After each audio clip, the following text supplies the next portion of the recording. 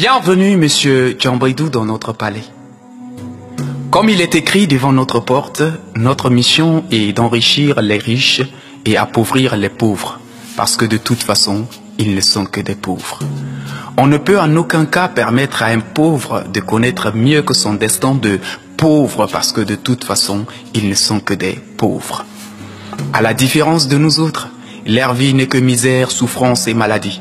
Pour cela, monsieur Djambaydou, on a besoin de tes mains et tes oreilles au service de notre système. On exige que tu côtoies ces pauvres malgré leur manque d'hygiène. Trempe ta main s'il le faut dans leur plat commun. Soutire-nous les meilleurs des renseignements. Puisque notre but est de les maintenir dans une vie sans espoir, du père au fils, de la mère à la fille, dans un perpétuel combat sans fin contre la faim. On aimerait les voir cohabiter avec l'inquiétude et l'incertitude jusqu'à ce qu'ils épousent la frustration et la haine. On souhaite voir ces pauvres se déployer dans la dureté et la chèreté de la vie pour survivre, jusqu'à ce qu'ils se rendent enfin compte qu'ils sont obligés d'endurer comme les aînés ou partir parce que de toute façon, ils ne sont que des pauvres.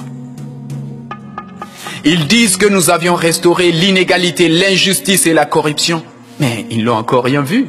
Bientôt, le mot confiance ne fera plus partie de leur langage. Le rire et la beauté, ils ne le verront que sur nos visages. Tout moyen d'expression, art, médias et presse écrite ne sera plus que souvenir, parce que de toute façon, ils ne sont que des pauvres. Ils verront leurs proches périr dans les hôpitaux, personne pour les aider. L'un après l'autre, ils trébucheront face à des épidémies qui ne demandent que simple vaccination, parce que de toute façon, ils ne sont que des pauvres. En plus de la peur que nous avons restaurée dans leur cœur, comme des ânes, ils supporteront le poids de notre système. Les jeunes, nous allons les tremper dans la mer de la pauvreté pure et dure. Ils sentiront l'odeur du désespoir, sans espoir. Malgré leur diplôme, ils n'expérimenteront jamais le choix de l'emploi. Ils seront condamnés à accepter nos propositions et tout leur sera dicté, quand parler et quand se taire.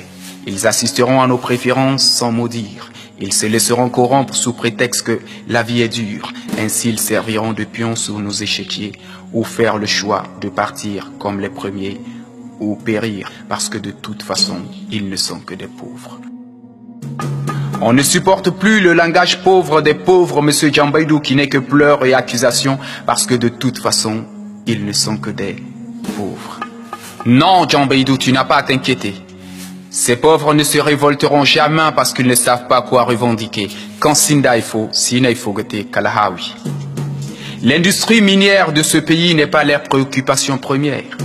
Qu'ils soient dominés, trompés ou écartés, ils n'exprimeront jamais leur déception. Ils sont excessivement occupés par des discussions sans intérêt, des rencontres sans lendemain, sans oublier le comment trouver quoi manger. Pour se révolter, monsieur Djambaydou, il faut s'unir, se préparer. Mais ils sont éparpillés, perdus ou dépassés par leurs problèmes de survie. Leur seule occasion de se rencontrer, c'est les fadas des jeunes, les mariages et autres baptêmes. Et même quand ils se révolteront, monsieur Djambaydou, ils se tromperont de but parce qu'ils n'ont pas une vision commune. Bien qu'ils aient un destin commun pitoyable, ils s'en prendront à leurs semblables parce que de toute façon, ils ne sont que des pauvres. L'avenir, c'est nos enfants qui sont dans des meilleures écoles et dans des meilleures conditions.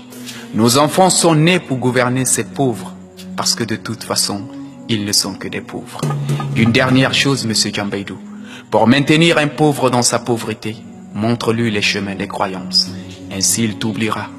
Tout malheur, et même son manque de volonté, il le verra comme émanant de la volonté supérieure. En attendant la miséricorde, il connaîtra la misère sans jamais se pendre à la corde. À présent, monsieur Djambaydou, tu peux rentrer chez toi, et mieux encore, avec une bouteille de whisky.